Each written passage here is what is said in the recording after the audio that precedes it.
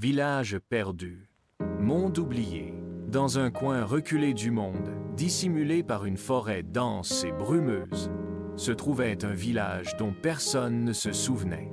Il n'apparaissait sur aucune carte, et ceux qui s'en approchaient par hasard racontaient des histoires troublantes. Des ombres mouvantes, des chuchotements dans le vent, et une sensation écrasante d'être observé. Un jour, un jeune vidéaste nommé Léo, passionné d'exploration urbaine et de mystères inexpliqués, décida d'enquêter sur ce village oublié. Armé de sa caméra et de son drone, il se lança dans une aventure qui changerait sa vie à jamais. Dès qu'il franchit l'orée de la forêt, l'atmosphère devint oppressante. Le silence était total, à l'exception du bruissement des feuilles sous ses pas. Après plusieurs heures de marche, il aperçut enfin les premières maisons, couvertes de mousse et de lierre. Pourtant, malgré leur apparence abandonnée, certaines fenêtres semblaient étrangement propres, comme si quelqu'un vivait encore là. Léo installa son équipement et commença à filmer. Chaque ruelle qu'il explorait semblait figée dans le temps, comme si les habitants avaient disparu en un instant. Des assiettes étaient encore posées sur les tables, des vêtements séchaient sur des cordes. Mais ce qui le troubla le plus, ce furent les portraits accrochés au mur des maisons.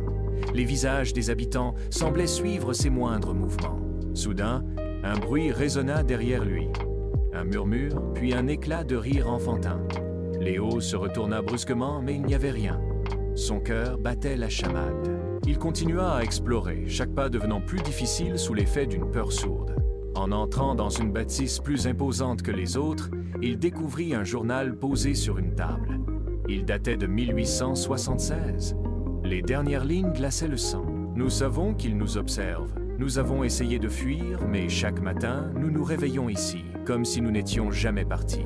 Léo sentit un frisson lui parcourir l'échine. Il leva les yeux et aperçut un miroir. Dans le reflet, derrière lui, se tenait une silhouette sombre, aux yeux luisants. Il se retourna immédiatement, mais il n'y avait rien. Paniqué, il attrapa sa caméra et sortit en courant du village. Une sensation étrange l'envahit alors qu'il atteignait la lisière de la forêt. Il se sentit tiré en arrière, comme si une force invisible cherchait à le retenir. Après un effort surhumain, il parvint à s'échapper et à retrouver la route.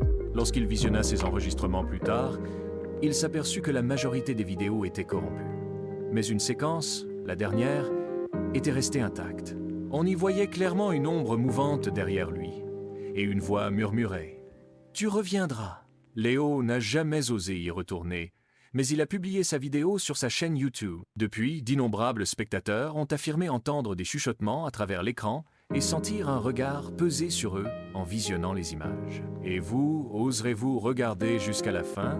Quelques jours plus tard, un message anonyme apparut dans la section des commentaires. « Il ne faut jamais défier ceux qui n'ont jamais quitté ce lieu. Tu es marqué maintenant. » Pris d'effroi, Léo vérifia son matériel.